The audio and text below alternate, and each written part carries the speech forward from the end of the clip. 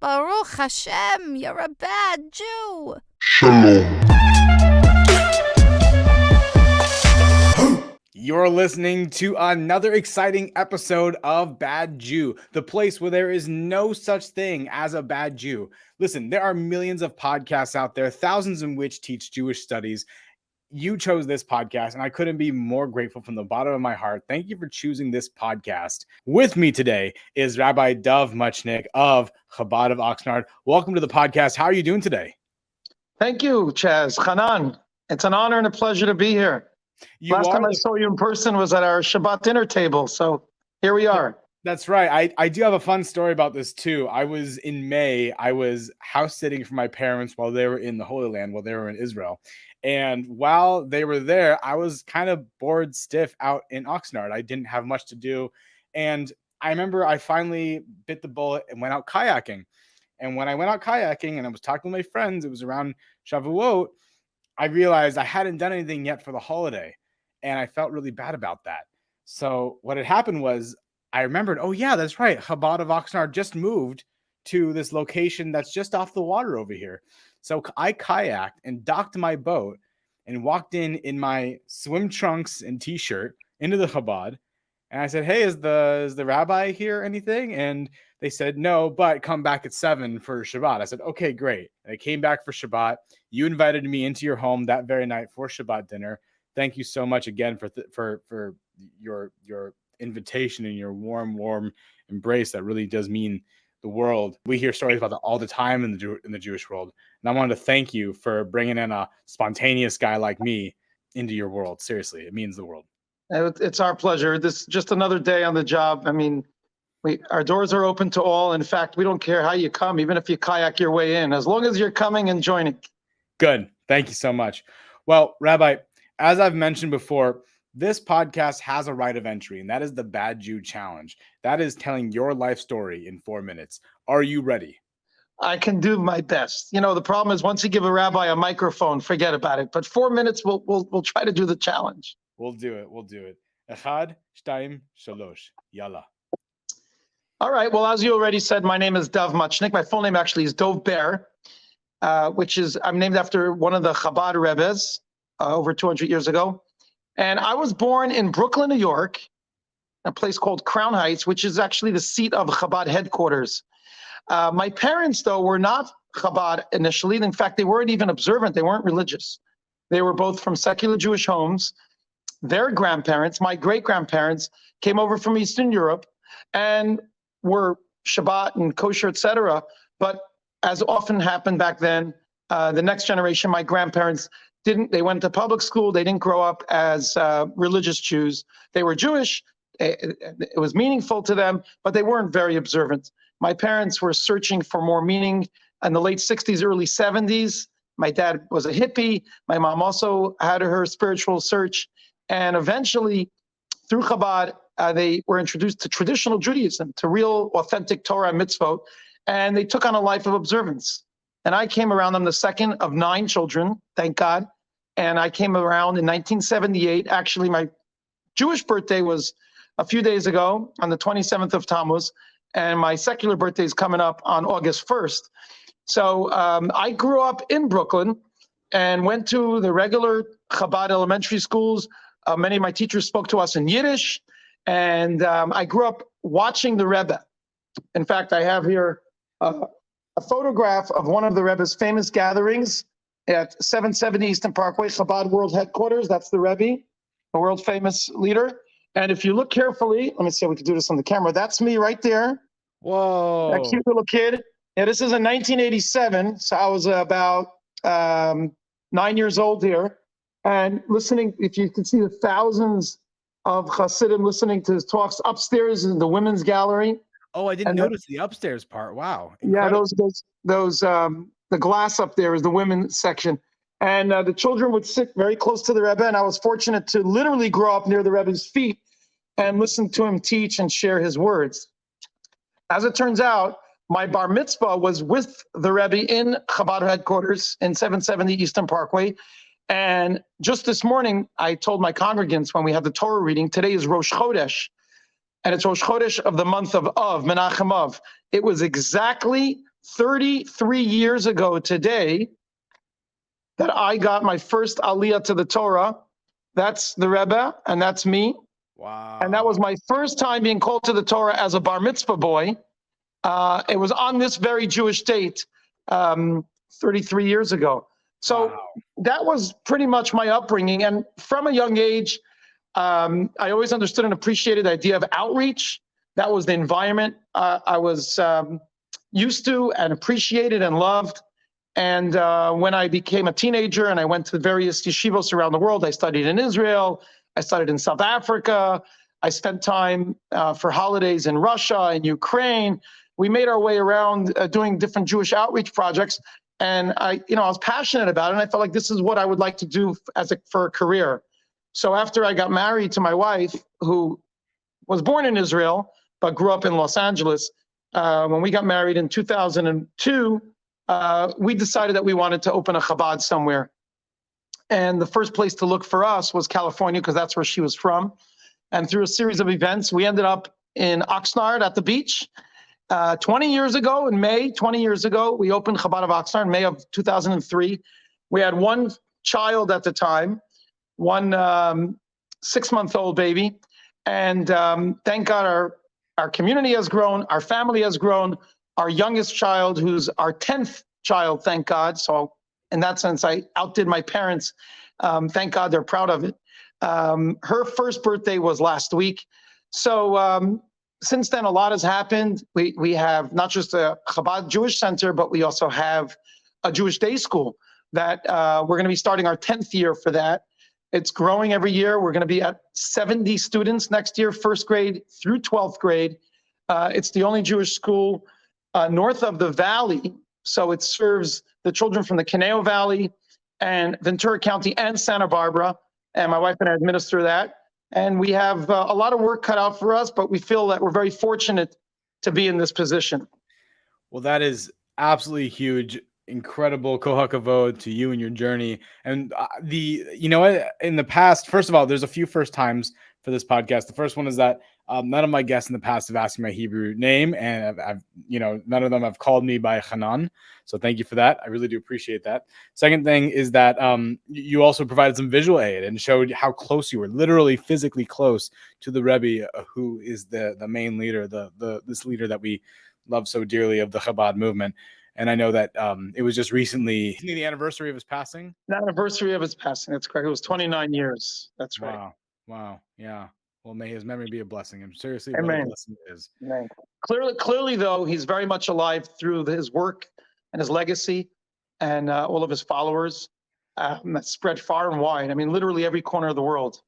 Yeah, really every corner of the world. I think that ties very, very well into the topic of today's episode. And the topic of today's episode is, how do Jews view death?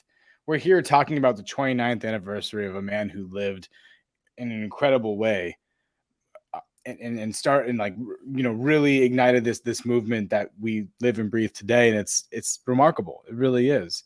I can imagine that he himself, the Rebbe, had a lot to say about death as well. And I would love to hear you and the Rebbe's insights on what part death plays in life. Well, I think that's the key here. The last word you said is death in life. The proper approach, according to Torah, and especially as it's illuminated in the Hasidic teachings based on the Rebbe and other Hasidic works, is that it's really all about how we view life. So if we can understand and appreciate what life is really about, then we view death very differently. We believe that life is all about making a contribution to this world through our neshama, through our soul. Mm-hmm. So when God created the world, in the beginning of the Torah, Genesis lays out the 6 days of creation. The last thing that was created was mankind. Everything that was created at once, complete. Okay, so there's a famous question, what came first, the chicken or the egg? There's actually an answer to that. According to the Bible, the chicken came first, meaning God created the world complete. So the cow was created as an adult cow, and so on and so forth. And the same was with the humans. Adam and Eve were one, male and female, and then God separated them into two. Adam and Eve, they were created as mature adults. We don't know the exact age, but it's assumed that they were perhaps in their 20s or so. However, how they were created is very interesting. Unlike everything else, first God formed man from the earth of the ground. It says it clearly in Genesis. And then it states, Vayipach ba'apav nishmat chayim. God blew into this lifeless form, the breath of life. The breath of life is the soul.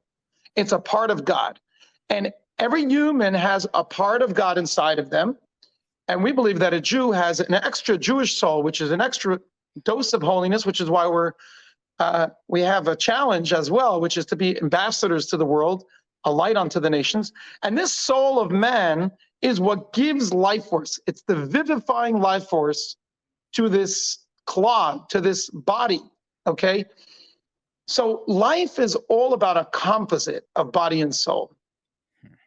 And everything we do, think, or say, which according to Kabbalah are the three garments of the soul: thought, speech, and action. Machshava, dibur, ma'aseh. It's the way the soul could find expression through our body. We can either do it representing our bodily yearnings and wants, which is not necessarily in consonance with God's will, or we could do what the godly soul wants. So this is kind of a challenge that's discussed at great length in Tanya, the work of Hasidic Kabbalah, that we have sort of this constant paradox and conflict going on inside of us. We have to constantly make decisions as to our choices, as to which way we're going to go. The hope is that we make good choices, and what we do think and say is in agreement and consonance with God's will. And as a result, we're bringing the Shekhinah, we're bringing God's divine presence down into this world. And at the same time, we're elevating our neshama, our soul, to a higher source, to a higher place than it was prior to our birth. It's an aliyah. So the soul has a descent, a yuridah, but the purpose of it is litzorech aliyah, for a greater ascent that will follow. So life really, in a sense, is more about the soul than it is about the body in the Jewish imagination. If that's the case, then once someone passes, what's essentially happening now is the body is no longer continuing to exist as one composite with the soul, but the soul never dies, because the soul is one with God. And the soul returns to its source. And its source is God, which in truth, God is everywhere. Is not the earth filled with his glory, King David states, and we say it in the morning prayers. So essentially, how do we view death? Really by how we view life. We view life that the soul is really what's most important. Chaz, when I'm talking to you and I'm looking at you, I'm not really talking to your nose, your eyes, your ponytail, and not even the kippah on your head. I'm talking to you. Now, who is you? It's not something you can touch or tap on. It's my neshama. It's your neshama, it's your soul. So when we connect with people, we're really connecting to their soul. Now, once somebody passes away, their body no longer is the vehicle for the soul, and therefore from earth you come, to earth you shall return, which the Torah states later on in Genesis, because we go back to our source. The body was made from earth and needs to be placed back in the earth, and we'll talk about that. But the soul, Baruch Tashuv Elokim, the spirit returns to God who gave it, and that lives on forever. Interestingly enough, that's why we light a candle. In the Jewish tradition, for a yahrzeit or a yizkar, to remember and memorialize loved ones, we light a candle, because the flame represents the soul. King Solomon writes in Proverbs, Ner Hashem Nishmat Adam, the soul of man is the lamp of God. So our soul is like God's flame inside of us.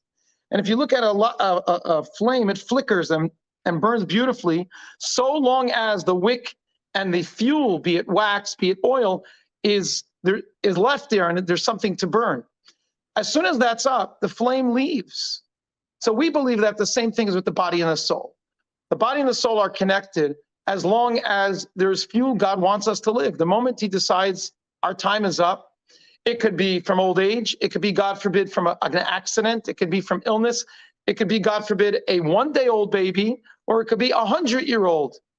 It's up to God. But that means that soul finished whatever job it had to do, and it continues to live on. But the body, which is merely a vehicle, it's only a vessel to house the soul, finished its job, and therefore it returns to its source, to the earth.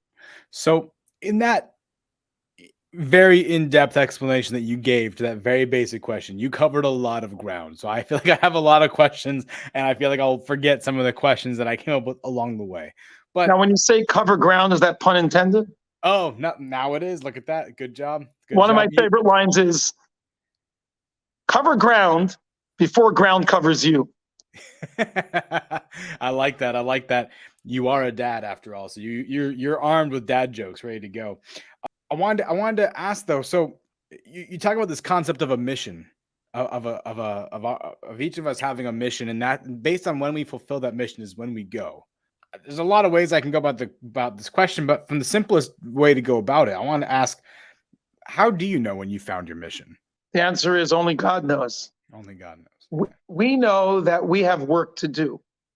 And every day we wake up, we have to say, this could be the most important day of my life. In fact, this may be the last day of my life. And I know that sounds like, why would we want to be morbid? I just turned 45 years old. Please God, I have many, many, many years ahead of me. And in fact, we believe when Mashiach comes, which you hope and pray for every day, the prophet Isaiah says, death will be swallowed up forever. We'll live forever. But be it as it may, we need to look at it like this is my final day, perhaps, and therefore I got to give it my best. Not in a morbid way, but in an empowering way. Because we don't know when our mission is up. Like I said earlier, God forbid a young child that's taken from us, even a baby, means that his or her mission was completed. And if somebody's 100 years old, that means they still have what to do, which is why, and I maybe digress here for a moment, but which is why one of my pet peeves is going to a senior home and seeing old people just sitting around. And sadly, society, oftentimes their own family basically says you're worthless. You don't really produce. So we're just going to stick you away. We'll put you in front of a television. Maybe once in a while, we'll come to visit you, here and there. But otherwise, you're just waiting around. You're taking up space. You're just, breathing air. And when you go, you go. We don't view it that way. Judaism views it every day, every moment is precious and important. And if this person, I don't care how old they are, and I don't even care if they're not well, and if they don't even communicate, but they must have a mission, a purpose. Otherwise, they wouldn't be here. The first prayer we say when we wake up, before we even get out of bed, Moda'ani lefanacha, we give thanks to God, Shechzarta binishmati, that He has returned my soul within me. Because when we sleep, a good portion of our soul goes up. And we declare from the get-go that we have faith in God, and essentially there's a purpose. And I'm not just, waking up and walking around because I didn't die in my sleep, but because God wants me to do something. That's the first thoughts of a Jew and the first words, right in the morning before we even get out of bed. And that's a very powerful idea. We have a soul, and we have a mission, and we have a purpose, and every soul is pure, and every soul is sacred. And that's why we're made in the image of God on account of our soul. And that's why, God forbid, to take another life is akin to murdering God. It's right up there. It's one of the 10 commandments. You got to believe in God. You also cannot commit murder because it's one and the same. And that's on account of our soul. A body without a soul is lifeless and has finished its mission. And we can talk about that. It has to be treated with respect. It housed the soul. But the emphasis on death in the Jewish tradition is that the soul continues to live on. And we do things to connect to that person's soul through prayers. The Kaddish is an example. Others are lighting the candles, giving charity in their honor and memory. That way, that soul continues to find expression, because a loved one who passed, they no longer have working hands and feet. So their soul doesn't have the vehicle, the means through which to accomplish good in this world. But when we do it in their honor and in their merit, their soul continues to live on through our actions. A soul can carry on its mission even after the physical body has died, is what you're saying. But how do you know? Let's say I'm one of those senior citizens sitting in front of a TV, right? And I'm just taking time until it is time for my physical body to expire, right? How do I know if I've lived a good life? Well, I guess the question is, what is the definition of a good life? So if you ask that senior citizen, they might tell you, well, I made a good living, I own properties, I had good investments.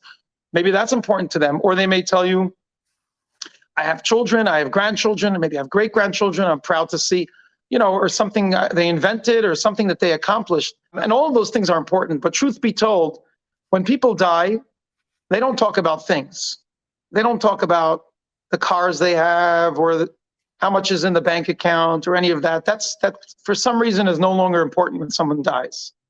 They talk about a legacy that they live on, some contribution they've left, some moral teaching, something positive.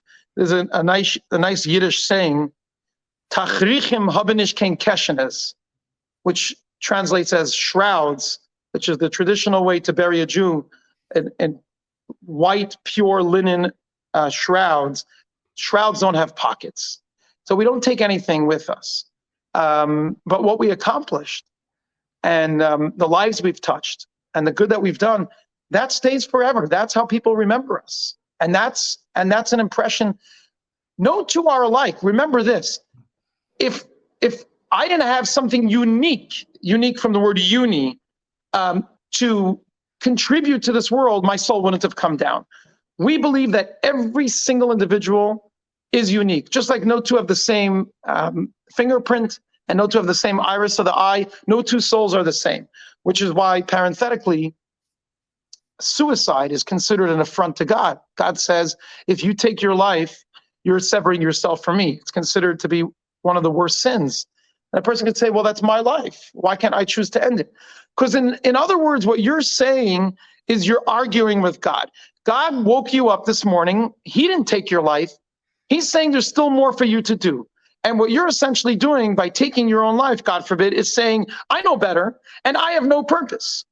So the truth is, what people need to hear is that we have a purpose and we are unique and we are needed. And the proof is that we woke up and that we're alive. Well, so now the question might be, what is that purpose? How do I find it?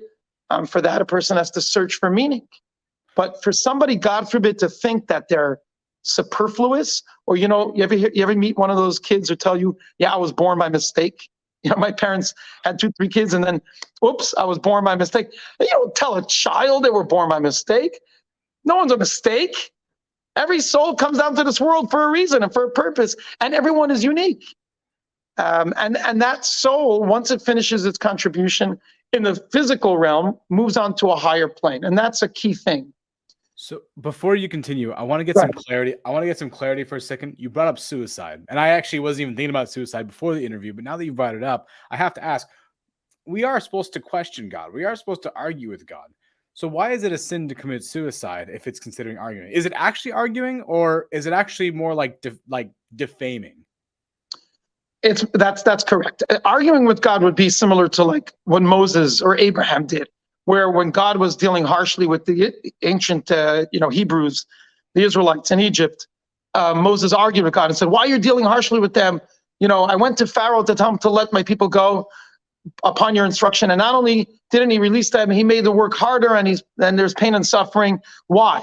Or Abraham, who pleaded with God not to kill the people of Sodom and Gomorrah, which they were idol worshippers and they were wicked, and God said, I have to destroy. And he argued, maybe you could find some righteous way, maybe, good Jewish attorneys. They were really going to bat. Arguing with God is not only okay, it's encouraged. Questioning God is not only okay, it's encouraged. Judaism encourages questions. On the most important night of the Jewish calendar, the Passover Seder, we sit around and we ask questions. Why is this night different than all other nights? Why do we do this? There's nothing wrong with that. But when you're taking your life, God forbid, you're no longer arguing with God. You made a decision.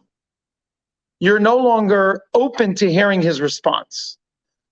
A fair question to ask, if somebody who's feeling useless, they're down, they're out, they're feeling like they don't accomplish, they're not contributing, a fair question to ask is, why did God create me? What is my purpose?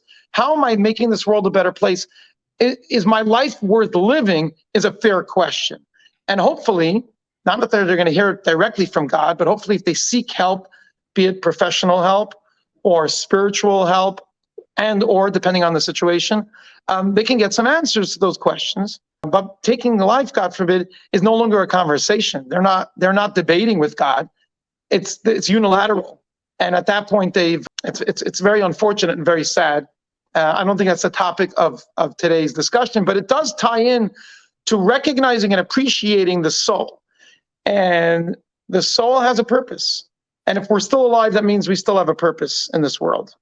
Yeah. And we have talked about mental health and have glazed into suicide in the past. We will have a full episode about the Jewish perspective of suicide in the future of this podcast. I do want to say as well, the episode I did with Ellie Sandhouse actually had, and this is on me, not on Ellie, some inaccurate information about suicide statistics within the Jewish community. That information was not verified and had no source, thus it is not accurate information. So if you do go back to listen to the episode, I think that what Ellie has to share about mental health is absolutely important, but I will take responsibility and I will acknowledge the fact that there is inaccurate information. I'm not here to spread fake news. I do want to shift gears and talk a little bit about some of the rituals here. I found this article from the Jewish Virtual Library talking about the mourning processes here, talking about, mourning a relative and also some of the different parts of this. I was wondering if we could speak to the tradition of Kiriyah as it talks about here, and also talk about Ananut as well. Thou shalt. I think it's a very fascinating concept, and I wanted to hear more about it from you. Yeah, so because death is so important, the right perspective is so important. Judaism has a set of rules and many, many traditions and customs surrounding death and mourning in the Jewish way. Some of it is biblical, and some of it is of rabbinical origin, and some is community and various customs, which differs in Ashkenazic or Sephardic communities, etc. But the underlying theme of all is twofold. Number one, respecting and honoring the dead. And number two, recognizing and appreciating that our lives have shifted when we lose a loved one, and we need to behave accordingly. So the first part, with regards to respecting the dead, starts with the basics. The basics is right there in the Bible. From earth you come, to earth you shall return. Jewish tradition is emphatic. It's very clear. It's really super important that a Jewish body remains intact. We don't do anything to the body other than it's cleansed in a special way, a special manner, a ritual manner, like a mikvah. A certain amount of water is poured on it and so on. And it's perfectly ready to return, similar to how you're born. You're born in your birthday suit, right? And clean and pure, straight out of the womb. Well, that's how we want to return a body back to God. It is dressed in these white shrouds. All Jews, regardless of your level of observance, regardless of whether you're wealthy or poor, are meant to be buried the same, which again emphasizes the soul over the material, over the body, over the physical. So pure white shrouds, which represents purity as opposed to sin, have to be perfectly clean. Plain pine casket, doesn't matter how rich you are and how poor you are, and directly into the earth. We're not looking for anything fancy. We're not shying away from the fact that there's a death here and this body is lifeless. We don't dress it all up and put on makeup and have it open and awake and people could come by and look. That's an affront. The body has to be covered at all times, even those who are preparing a body for burial. And I've been part of it as a volunteer team on a number of occasions. The body, at least the parts you're not cleansing, is covered. The face is covered out of respect. And once that is all done and it's prepared for a burial, we try to do it as quick as possible, ideally within a day. In Israel, they're really good about this. Outside of Israel, because of getting the permits and getting the doctors to sign off, it can take a little longer, but we try to do it as quick as possible. And we believe that the soul hovers until the body returns to earth. Once the body returns to earth, the soul is finally at peace. So we try to do this as quick as possible. And even the emphasis of the funeral itself, it's not meant to be ostentatious. No music, no fancy flowers. It's not about having a beautiful hearse and all of that. You can for functional reasons, but the point is really to emphasize who the person was, what their soul was all about, what lessons we can take from them, and how we could continue to connect to them despite their physical demise. So we do the interment, and then once we've completed that, so we now have given our final respects to the deceased, which is essentially phase one, now we turn to the mourners, and now begins the mourning process. And part of the mourning process is the mourners tear their garment, actually at the funeral. They do it before the burial, right after the burial, which shows that their heart is torn, they tear a garment, as opposed to cutting gashes or tearing out here, which the Torah forbids, because there were other nations that would do that, and that's pagan tradition. So the Torah says, you're not allowed to do that. The rabbi said, well, you should tear a garment to show that you're in mourning. And then we begin the Shiva, where for 1 week you sit low, and family, friends come over and offer words of comfort. You talk about the deceased, positive talk, things you can learn from them, good memories. And there's various stages in the mourning process and various traditions, including refraining from celebrations like music. And even that first week, we don't wear leather shoes. They sit low. Then until the 30th day, no haircuts, no shaving. And then there's actually some mourning period that continues for the whole first year. All of this is to help impress upon the people, the mourners and the survivors, that our life can't just go on because somebody died.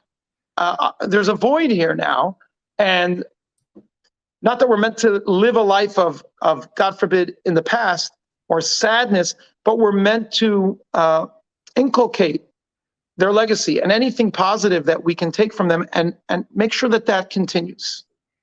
And the proper thing to do to assimilate that information is there's various stages of that. Psychologically also, it's very healthy to not just the day after the funeral go back to work, and go back to regular life as if nothing ever happened. Well, thank you for sharing that really comprehensive look at the ritualistic aspect of how Jews view death. I want to end the podcast by asking one more question. It might seem like a simple question. I think that there's a literal answer, but from the Jewish perspective, I got to imagine that there's a answer to this that has a bit more layers to it. It might even warrant its own episode. But if God created everything in his perfect image, then why does death even need to occur in the first place? Well, actually, that wasn't the plan. That was plan B. If you look in the Torah, God created Adam and Eve. There was no talk about death. God created a world. And it was only after the sin with the tree of knowledge that God said, now that you've done that forbidden act and you have tasted from the tree of knowledge, you can't live forever. And there will be death. So death was introduced. And as I mentioned earlier, the prophet Isaiah actually says that in the time to come, Bila hamaves lanetzach, death will be swallowed up forever. Umacha Hashem dima me'al kapanim, and God will wipe away the tears from upon every face. And we say this to mourners. We say this at the end of a funeral. This is an important idea, that this is temporary. When we offer words of comfort to somebody who's in mourning, we say, may God comfort you amongst all the mourners of Zion and Jerusalem. Why are we including this person's mother or father or sibling or, God forbid, spouse or child's death in all of the mourners of Zion and Jerusalem? The explanation is that just like the Jewish people as a whole continue to mourn the destructions of Jerusalem and Zion. In fact, we're now in the 9-day period starting today, where we have some of the laws of Shiva that all Jews are keeping during these 9 days. And then the last of the day, Tisha B'Av, is the day that both the first and second temples were destroyed by the Babylonians and by the Romans. The second one almost 2,000 years ago. We continue to have acts of mourning. A great famous example is the breaking of the glass at the end of the chuppah, which represents, even though we're so joyous now and there's a marriage, there's a new Jewish home being built, we have to remember we're still in exile and we don't have our temple and we don't have God's presence revealed. But what we are telling this mourner is that just as we're all mourning, and when Mashiach comes, we'll have our temple back, and we'll have true and everlasting peace in Israel and around the world, you'll have your loved one back as well.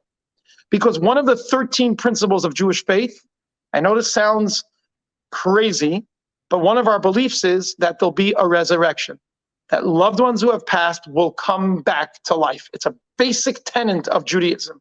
Tchiyat HaMesim. We say it in the daily prayers many times, every single day. God who revives the dead. So, by the way, that ties into one of the reasons why it's so important for the body to remain intact and not be cremated. Because cremation is saying it's over. And God says, no, it's not over, it's temporary. At some point, this body will return to life, even though the body decomposes. But whatever remains of it, and there's always some bones, at least that there's a special bone called a loose bone, that always remains. From there, the body will be revived and come back to life when Mashiach comes. And God forbid, cremation, which is considered to be a terrible sin in Judaism, you're saying there is no continuity, it's the end of it. The other issue with cremation is essentially you're not respecting the body. If you've ever been to a crematorium, first time I saw it, I broke down in tears because it reminded me of Holocaust movies. It looks like Auschwitz. I mean, it's literally ovens that the Nazis put millions of Jewish bodies into to destroy us. Why would a Jew today, God forbid, willingly want that done to themselves or to a loved one? It's completely irrational. I know it's a little cheaper. I got that. But anything that's important in life, we find the money for it, especially if we plan. You can buy a plot when you're young, when you're 50 years old, and pay for it, $10 a month till the time you pass away. So, that's not really an excuse. Things that are important, we find money for. I know many people who choose cremation, own dogs and cats. And if you look at what that costs you over the years, it adds up. So things that are important, we find money for. And the fact of the matter is that in Jewish tradition, until recently, it was never considered an option because only our enemies cremated us. Man's made in the image of God. The body is holy. It houses the soul. If God forbid a Torah scroll, for example, the holiest object in Judaism becomes invalid, one of the letters crack or fade, or there was water damage, or it was in a fire, that Torah scroll is no longer kosher for use. What do we do with it? You can say, well, it's no longer good, throw it away. God forbid. It has to actually be buried in a Jewish cemetery. It's holy. Even though it doesn't have the holiness of a kosher Torah, but it did. Same thing, the body of a Jew is considered holy even when the soul leaves, because it housed the soul. And so from earth you come, to earth you shall return is a very, very important topic. There's a book on this called Cremation versus Burial by Doran Kornbluth. I would very much encourage anybody who's debating this topic or unsure to read it. He goes through all the subjects very, very well. There's also some videos of him online. He gives his presentation. We had him out here a number of years ago from Israel. Wow. But this has become more and more of an issue because too many are choosing this route, and I think it's out of ignorance. They don't really understand and appreciate the concept that the soul continues to find a connection to the body, which is why we visit resting places of loved ones and of righteous people years after their passing, because there's still a soul connection to the body that housed it. Well, thank you for illustrating that point so clearly. That's actually, I've always known that I've wanted to be buried in a Jewish cemetery. I have a funny story about this that I want to end the podcast on, and that is I think with this topic, I think we got to end with something humorous. We got to end with something humorous. So here's what happened. Okay, I this is around when I was in college, and when I was in college, a lot of my friends had tattoos. A lot of the Jewish role models I was looking up to had these really cool masculine tattoos. Like one guy had the Shema written around his deltoid. I thought, wow, that's so badass, right? Like that's just so cool, right? So when I came back home for winter break, I was talking to my parents about, I'm thinking about getting a tattoo. And they said, well, you won't be buried in a Jewish cemetery. And I said, well, neither will you. You guys have always talked about how you wanted to be cremated. And so we were talking about it and discussing and arguing back and forth. And so eventually it was just my dad and I discussing this, and we made an agreement. I said to him this, fine, I'll tell you what, I won't get a tattoo if you don't get cremated. Deal? Deal. And so we shook hands on it. And we're like, oh, right, now I can't get a tattoo. So you'll never see me with a tattoo because then my parents will get cremated. But that's the deal that we ended up making was I won't get the tattoo. They won't get cremated. We'll be buried together in a Jewish cemetery. And that's how we decided on that. That's actually a great story. The great part of the story is that your dad changed his plans and that you didn't get a tattoo. Since you don't like fake news, can I set the record straight on that topic? Please. Okay. The idea that if you have a tattoo, you can't be married in a Jewish cemetery is Bubba Mises. It's old wives' tale. It's fake news. What is true is that it says clearly in the Torah, in the Bible, God says not to get a tattoo. Not Hasidic, not Orthodox, not rabbinic. Straight up chapter and verse in the Bible, God says not to put ink under your skin, not to get a permanent ink tattoo, period, okay? I think perhaps, I'm speculating, what happened was some mother was trying to convince their kid out of it, and the kid wasn't listening, and they just said, well, you're not going to be able to get buried in a Jewish cemetery, which, if you think about it, is absurd. If the kid doesn't care to do something that says in the Bible not to do, why would they care to be buried in a Jewish cemetery? But maybe it worked for that mother and that teenager, but it's not true. Somebody who has a tattoo, not that it's encouraged, not that it's even allowed, but they 100% can get buried in a Jewish cemetery, no questions asked, and no, they don't cut it off, they don't take it out, you get buried exactly the way you are. That's one thing.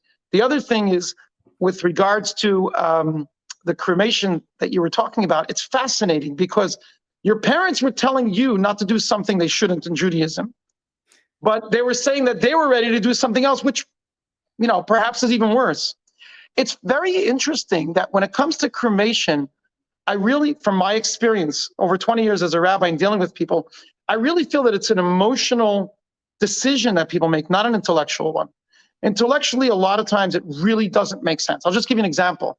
I was trying to speak somebody out of getting a cremation, and they said, but Rabbi, the ground, I'm scared of the worms. I'll be honest with you, I'm scared of the worms. And I said, I hear. First of all, you won't be alive, so you won't feel it. Okay. Right. Secondly, do you know how hot that crematorium gets? Not only that, I'm sorry to be graphic here, but let me describe to you what they do, because I've spoken to people that work in mortuaries. After, I hope it's okay, we talk openly on this forum.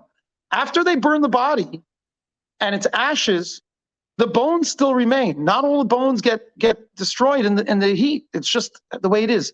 They take the remnant bones, sorry to say this, but this is a fact that happens at every cremation. They put it in a bone crushing machine. You heard me right.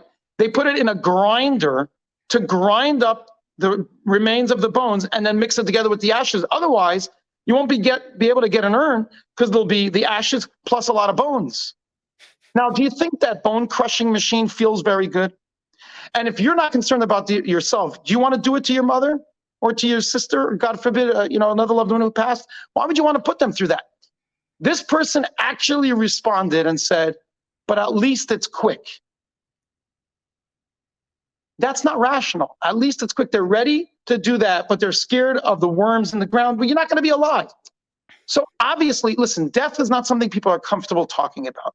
Most people don't want to think about it. Most people don't want to talk about it.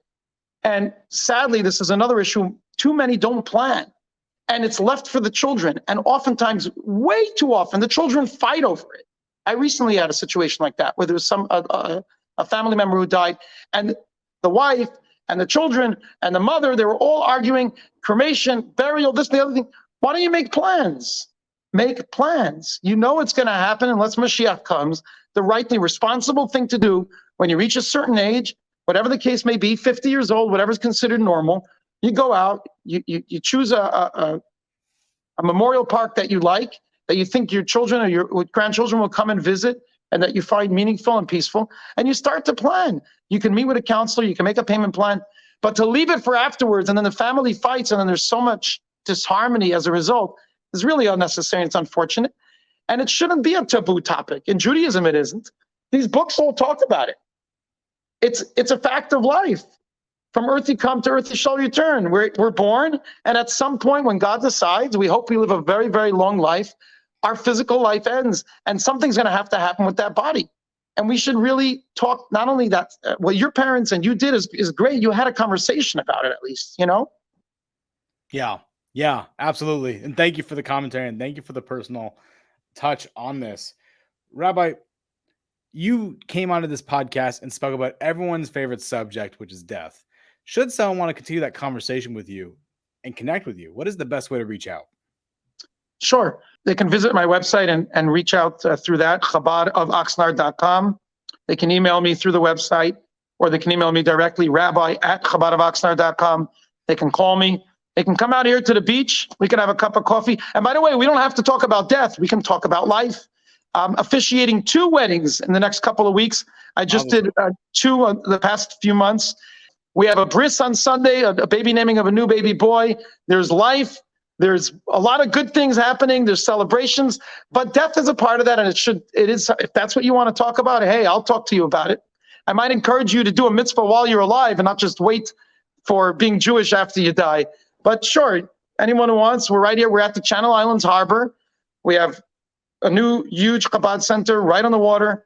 And come on out and visit us. And if you're like Chaz and you kayak your way in, you might just end up at our Shabbat dinner table with a bowl of chicken soup. Absolutely. And I got to tell you right now, that chicken soup is delightful. I want to say thank you for being on Bad Jew. Seriously, this was a question asked by the Bad Jew WhatsApp community. If you are interested in engaging in our WhatsApp community, please be sure to email badjewpod@gmail.com. Thank you to all those who are listening as well. And please do leave a 5-star review on Apple Podcasts or your favorite listening platform. And with that, we'll see you next time. Shalom.